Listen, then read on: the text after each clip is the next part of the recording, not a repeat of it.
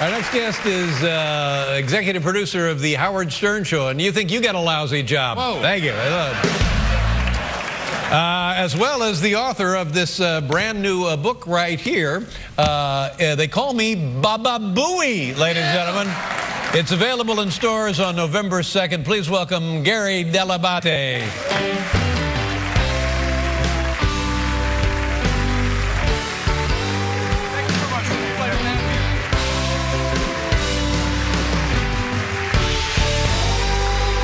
How you doing? Good, how are you? Nice to see you. How did you get the job of being, because you've been his producer 27 years or something. Yeah. How did that, I mean, how do you get a job like that? Well, I met him when I was at NBC. I was sort of doing a job for somebody else, sort of a part-time job, and the job as producer opened up, and I applied for it, and they hired me. It only paid $150 a week, so it wasn't a hard job to get. Who did you replace? What happened to the guy you replaced? I replaced a guy by the name of Boy Lee, and he runs the sales department of a big radio station here in New York. He's doing okay. Really? Yeah. And Howard took an immediate liking to you? Yeah, I think he did. I think he did take an immediate liking. He's kept me this, you know, he's fired me a lot of times over the years, but yet he still likes me. Now, I remember you and Howard started over at NBC when we used to do a show over there. Right. And you would, you were having trouble getting guests? We could never get any good guests at all, Dave. In fact, like a big booking for me was Linda Blair.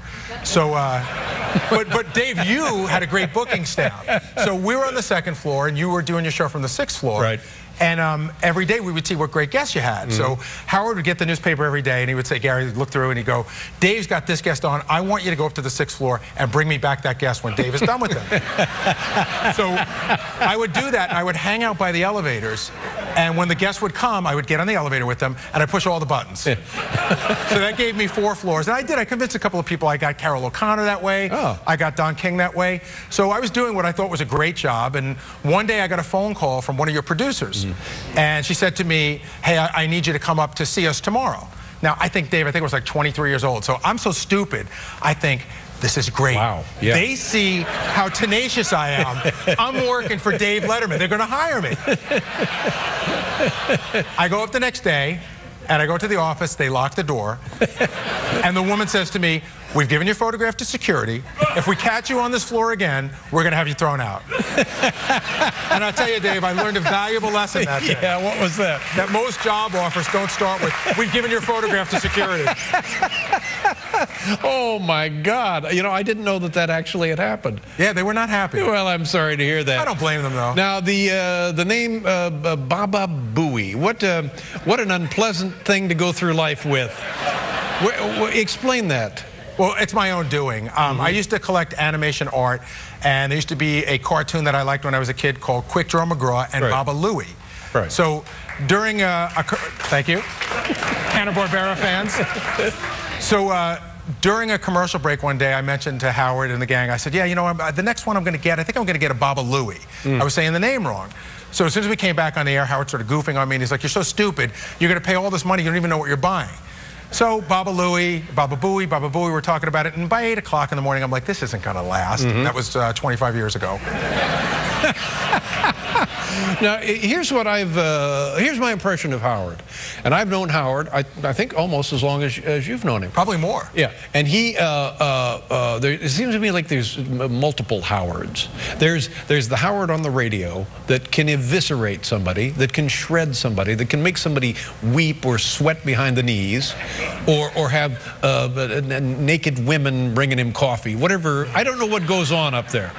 You don't? And then there's the Howard who couldn't be sweeter, couldn't be a nicer fellow, couldn't be more friendly, couldn't be more easygoing, couldn't be more understanding. Now, who are we dealing with? Which is the real Howard? The good guy is the real guy. However, when you get on the radio, it gives you the ability to say things, and you know, you could sort of get away with whatever you want. So I think he's got an alter ego that's on the radio, but he's a good guy. But it doesn't mean that what he says on the radio isn't coming out of his brain either. Yeah, but you would think that it would just be the opposite. That on the radio he would be a good guy, and then in real life he would be an ass. Dave.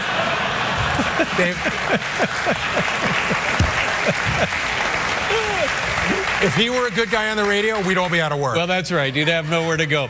And then you can always tell when it's contract time with Howard because he starts talking about quitting or going to Mexico to do radio or something. What do you know about his status? We have very few shows left. I think it's something like 22 shows left. The contract... No, you're kidding me. 22 left? Yeah, because the contract ends at the end of December, and we finish on December 17th because we get vacation. We got vacation for Thanksgiving. So they've been in contract negotiation for a year, and we all sit around in the office, and people come to me, and it's gotten to that weird place where, like, if I come in dressed up, everybody thinks I'm going on a job interview, or if I close the door, like I brought a guy in there, I said, Jason, come in here a second, I need to talk to you. I close the door, he's like, what? And I'm like, nothing, I just need you to empty the garbage. Yeah. But now Howard represents himself in these negotiations, and he pretty much does it on the air, isn't that right? Well, no, he's got an agent that represents it, but he does negotiate on the radio. Yeah. He said to me the other day, Gary, are you ready to pack? And I said, I think so. I said, pack what and move where? So I don't know what that means. I don't know where we're going. Yeah. But he didn't want to retire, for God's sake. No, he made that really clear. He made it clear that he wants to continue to do the show, which was great for all of us in the office because we feel we've all been together a long time, and that means hopefully he'll take us with us wherever he goes or if he stays. Right. And in terms of money, he makes an enormous amount of money. So my feeling is he doesn't want to retire.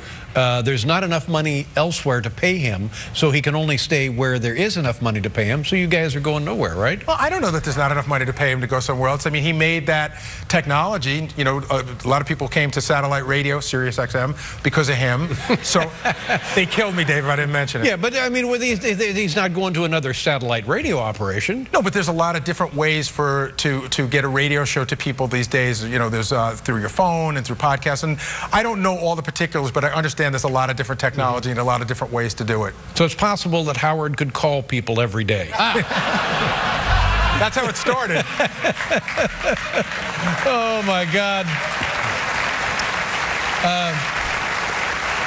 Tell me about your kids. I didn't realize you had kids this old. How old are they? They're like 12 and 10 or something? No, I have a son who's going to be 16 this week. He's getting his learner's permit, which is making me crazy. And then I have a son who's going to be 13 in a couple of weeks. Oh, my God. And how does that fit with Howard and the show? Do they listen to the show? No, I don't let them listen to the show. But, you know, they go to friends' houses, and then I find out they watch private parts without me knowing about it. Yeah. But I had a funny incident the other day. You know, at our house, we all share the same printer at the house. So a lot of times I'll print out stuff for work, and then my kids will print out their homework. So one day I got to work and I couldn't find the papers I had, and then my son called me from school and he goes, Dad, I think I got some of your papers. And I go, well, what did it say? And he goes, well, I don't know if I'm allowed to say it. And I said, don't worry, you can't get in trouble. And he goes, I got something that says rules for the worst penis injury contest. And I said, just throw that away, kid, just throw that away. Oh, my God. Well, I would guess that there's probably a million great stories about your life in radio and your life with Howard. It's called They Call Me Baba Booey, ladies and gentlemen. There he is, Gary Dell'Abate. Thank you very much, Gary. Good to see you again. We'll be right back with the Kings of Leon, everybody.